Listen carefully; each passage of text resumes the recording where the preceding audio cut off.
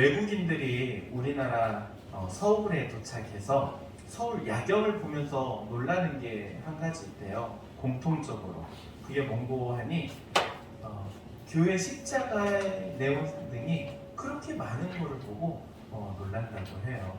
그렇죠. 서울에 가서 이렇게 빨간 십자가 등 보면은 이렇게 한눈에만 딱 봐도 그냥 보통 숫자 셀 수 있는 게 한 20개는 그냥 셀 거예요. 서울 어디서든지라도. 그 정도로 무수한 교회들이 많이 있죠. 뭐 서울만 그렇게 교회가 있습니까? 전국 방방곡곡에 교회가 없는 지역이 없죠. 우리나라뿐만이겠습니까? 전 세계적으로 나아가면은 또 세계 가운데도 많은 교회들이 있죠. 이 땅에는 수없이 많은 교회들이 존재합니다. 물론 그 교회들 가운데 자랑스러워할 만한 교회들도 있죠. 그 반면에는 또 세상 사람들한테 말하기 부끄러운 창피한 교회들도 있습니다. 성경에서도 마찬가지로 예수님께서 칭찬하시는 교회가 있기도 하고요.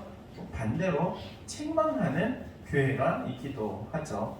우리 당인교회는 칭찬받는 교회가 되기를 원합니다.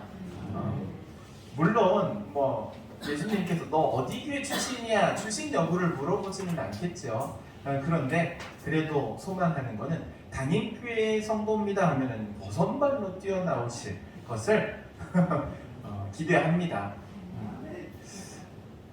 우리 당인교회 성도들에게 그러한 프라이드가 있기를 주의 이름으로 축복합니다. 여러분, 교회란 무엇이라고 생각하십니까?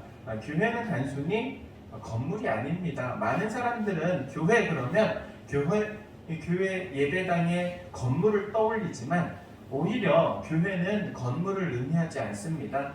교회는 예수 그리스도를 믿음으로 하나님의 자녀가 된 이들의 모임입니다.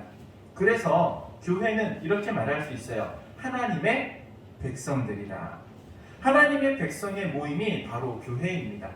교회는 하나님의 백성이고 또한 이 교회의 주인은 만왕의 왕이시며 만주의 주인 되시는 우리 예수님이십니다. 교회를 다른 말로 바꾼다면 이렇게 바꿉니다. 성도. 이 성도라는 말은 한문이잖아요. 성자 거룩한, 구별된 이라는 의미예요. 도 그러면 무리도예요. 그러니까는 한 사람을 말하는 게 아니라 여러 사람들의 모임을 의미하는 것이죠. 여기에서 이제 거룩한이라는 의미는 구별되었다라는 의미예요. 교회가 거룩하다라고 말할 때의 의미는 이 교회는 구별되었다라는 의미예요. 무엇으로 구별했느냐? 하나님의 백성으로 하나님께서 구별해 놓으신 거죠. 하나님께서 예수 믿는 우리들을 하나님의 자녀로 하나님의 백성으로 구별하신 거죠. 이렇게 구별하시면서 우리에게 기대하는 게 있어요. 하나님께서 기대하는 것 무엇일까요? 하나님께서 구별해 놓으셨기 때문에 구별된 삶을 살아가는 것이죠. 그렇습니다. 성도는 구별된 삶을 살아야 합니다. 그렇다고 세상과 멀어져서 무인도 들어가서 살라는 말이 아니에요. 교회는 절과 다르죠. 절은 어디에 위치합니까? 산 좋고 물 좋은 신산유곡에 들어가 자리를 잡아요. 그런데 교회는 그렇지 않습니다. 교회는 어디에 있어요? 항상 사람 사는 곳에 있어요. 사람들이 많이 생활하고 살아가는 곳에 교회가 있는 이유가 있습니다. 바로 교회는 세상을 등지면 안 되기 때문에 그래요. 세상과 함께해요. 뿐만 아니라 이 세상 가운데 빛과 소금의 역할을 감당해야 할 책임이 있어요. 그래서 교회는 세상 사람들에게 이정표로서 세워져 있어요. 어떤 이정표냐? 천국 가는 이정표. 그래서 이런 말도 하잖아요. 교회는 천국의 분점이다. 대리점 중에 하나예요. 천국 당인점. 그러면 어디예요? 당인교회. 그렇죠. 교회는 세상에서 이정표 역할을 해야 하기 때문에 분명히 세상과는 다른 하나님의 기준을 가지고 살아가야 해요. 하나님의 기준이라는 것, 세상의 가치관과 교회의 가치관은 많이 다릅니다. 이것은 단순히 창조냐 진화냐의 문제가 아니에요. 창세기에 나오는 선악과의 이야기가 우리에게 교훈하는 점이 있어요. 사단의 유혹을 잘 보시기 바랍니다. 사단이 이 하와를 유혹할 때 이 어떤 말이 나오냐면 그 선악과가 하와가 보니까는 너무 좋아 보여요. 너무 좋아 보여. 먹음직도 하고 부함직도 하고 지혜롭게 할 만큼 탐스럽게 생겼더라 그래요. 너무나도 좋아 보이는 거예요. 사단은 우리에게 유혹할 때 어떻게 유혹하냐면은 너 좋은 거 해. 너에게 좋은 거를 해. 이렇게 유혹해요. 뭐 하라고요? 좋은 거를 선택하라고 유혹해요. 그런데 성경은 전혀 다르죠. 성경은요, 옳은 것을 선택해 라고 말씀합니다. 명확한 하나님의 말씀은 우리에게 기준을 제시하고 그 기준을 가지고 옳은 것과 그른 것을 판단해서 옳은 것을 취하라고 말씀하시죠. 오늘날은 죄악을 구분하기 어려운 세상이에요. 얼마나 어렵냐면은 미국 기독교 국가라고 하잖아요. 그런데 미국은 이미 동성애가 합법화됐어요. 우리나라도 이런 얘기를 하면은 척컹척컹 혹은 벌금을 물거나 뭐 그런데요. 우리나라도 이제 점점 미국 따라가고 있어요. 어쨌든 기독교 국가라고 하는 미국이 동성애를 합법화시킨 것. 여러분, 미국 사람들은 이렇게 말해요. 그거는 쿨한 거다. 쿨한 거다. 그리고 취향이다 그래요. 취향이다. 그리고 그것을 가리켜서 존중해줘야 된다 이렇게 말해요. 그런데 성경은요 이렇게 말합니다. 그것은 배척해야 할 죄악이다. 명확하게 우리에게 말씀하고 계시죠. 동성애를 죄악이라고 말하는 기준은요 도덕도 아니고 윤리도 아니고 전통도 아니에요. 하나님의 말씀이에요. 하나님의 말씀이 죄악으로 말씀하고 있는 이유는요 창조 질서에 위배되기 때문에 그렇죠. 세상은 선악을 구분할 능력을 잃어버렸어요. 그래서 그냥 받아들여요. 어린아이들도 그냥 받아들여요. 동성애를 죄악으로 생각하지 않고 그냥 취향이라고 생각하고 다름이라고 생각하고 존중해줘야 할 것이라고 생각하고 그렇게 받아들여요. 세상은요 이제 선과 악을 구분할 능력을 잃어버리고 자정 능력이 없어진 거예요. 그 가운데 교회는 이제 옳은 것을 말해야 될 때가 되었다는 걸 우리에게 말씀하고 있습니다. 우리를 교회라는 공동체로 모이게 하신 이유들이 있어요. 그 첫 번째 이유는요 우리가 연약하기 때문에 그래요. 연약해요. 한 사람은 연약해요. 우리는 연약하기 때문에 넘어지기 쉽습니다. 유혹에 빠지기 쉽고 범죄하기 쉬워요. 그런데 옆에 함께 있으면 쉽게 넘어지지 않아요. 여러분 11계명 아십니까? 11계명. 제가 청년들을 가르칠 때 꼭 11계명을 이야기를 해줘요. 보통 신앙인들은 10계명을 알고 살아가는데 11계명을 아는 사람들은 극히 드물죠. 11번째 계명 뭔지 아세요? 들키지 마라. 청년들이 가지고 있는 많은 문제들이 있어요. 신앙에 관련된 고민들이 있죠. 술 문제, 담배 문제부터 해서 수많은 문제들이 있어요. 그걸 가지고 이야기를 하면은 제가 그런 얘기를 하죠. 그래, 근데 들키지만 마. 하나님께 들키지 마. 술 그래 좋아. 술 뭐 마실 수 있어. 그런데 기도하고 마셔야지. 하나님께 감사하고 기도하고 마셔. 신앙 양심에 따라서 그걸 감사함으로 마실 수 있다면 마실 수 있겠죠. 근데 저는 신앙 양심에 걸려. 이건 양심은 좀 다른 문제잖아요. 사람마다 다를 수 있어. 여러분, 교회는요 서로가 서로를 눈치를 봐야 해요. 목사는 장로님 눈치 봐야 되고요. 장로님은 안수집사 권사님들 눈치 봐야 돼요. 안수집사 권사님들은 서리 집사님 눈치 봐야 되고, 서리 집사님들은 성도들 눈치 봐야 돼요. 그리고 성도들은 새가족 눈치 봐야 돼요. 그래야 유혹에 넘어가지 않아요. 그리고 모범적인 신앙생활을 할 수 있습니다. 아무리 활활 타오르는 난로에서 장작이 그렇게 세게 불타올라도요, 하나만 딱 끄집어내면은 그 하나는 금방 꺼져버려요.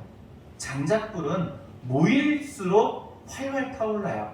사단은 그래서 우리에게 모이지 못하게 하는 거예요. 왜? 모이면 불타오르니까. 그래서 각자 네 살 길을 찾아. 각자. 오늘날 교회도 그렇죠. 한 집사님의 이야기를 들었어요. 너무 마음이 슬픈 이야기이기도 했어요. 본인이 본인을 가리켜서 가나안 성도라고 소개하시더라고요. 가나안 성도가 뭘까? 가나안을 거꾸로 하면 안나가 성도예요. 신앙생활을 하고 주님과의 교제도 나누는데 교회만 안나가 성도래요. 너무 짠하더라고요. 그분도 근데 신앙생활을 하면서 불타올랐던 적이 있어요. 뜨겁게 불타올랐었는데 이게 웬걸? 어느 순간 그 타오르던 불이 식어버리고 꺼져버리고 혼자서 이제는 각자 도생의 시대입니다. 그렇게 되어버린 거예요. 여러분, 교회는요, 우리가 연약하기 때문에 하나님께서 모이도록 하신 거예요. 연약하기 때문에 나의 연약함을 인정하는 그러한 신앙이 있어야 될 줄로 믿습니다. 그리고 또한 이 연약한 우리들이 모일 때 교회는 강력해지는 거예요. 모일 때 교회는 강력한 힘을 발휘하게 되죠. 모이니까는 세상을 향해서 뿐만 아니라 선교사님의 선교 사역을 위해서 도와줄 수 있는 거예요. 베풀고 나누고 도와주는 일들을 이 강력한 힘을 가지고 있을 때 할 수 있는 거죠. 그리고 교회라는 공동체로 모으시는 두 번째 이유는요, 교회의 사명과 직결되기 때문에 그래요. 교회에는 사명이 있어요. 5대 사명이라고 하죠. 5대 사명: 예배, 전도, 봉사, 교제, 양육. 이 5가지가 교회의 사명이에요. 교회에게 부여하신, 맡겨주신 책임이라는 거예요. 이 사명을 감당하게 하기 위해서 교회로 모으신 거죠. 백지장도 맞들면 낫다라는 속담이 있습니다. 아무리 작은 일이라 할지라도 함께 모여서 이루는 거예요.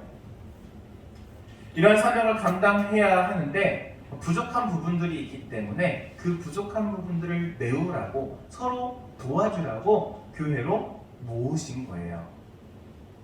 뿐만 아니라 우리를 교회라는 공동체로 모신 세 번째 이유는 그 공동체가 예수님의 몸이기 때문에 그래요. 예수님의 몸, 지체라고도 말하죠. 교회는 예수님의 몸입니다. 예수님의 몸으로서 하나가 되어야 돼요. 떨어져 있으면 안 돼요. 여러분, 내가 교회에 와가지고 이렇게 예배 드리는데 내가 보니까는 다리 걷는 데 필요해. 다리 있어야 되고 손가락 성경책도 봐야 되니까 있어야 돼. 근데 내가 보니까는 먹을 일이 없어. 위장을 좀 떼놓고 해야지. 떼놓을 수 있어요? 떼놓으면 죽어요. 사람의 몸이 그래요. 뭐 하나 필요 없는 게 없어요. 다 필요해요. 다 붙어 있어야 돼요. 예수님의 몸이, 교회는 다 붙어 있어야 돼요. 떨어지는 순간 죽어요. 그런데 떨어져 나간 기관만 죽는 게 아니에요. 몸이 죽어요. 그래서 교회라는 공동체는요, 함께 한 몸을 이루도록 붙어 있어야 하는 것이죠.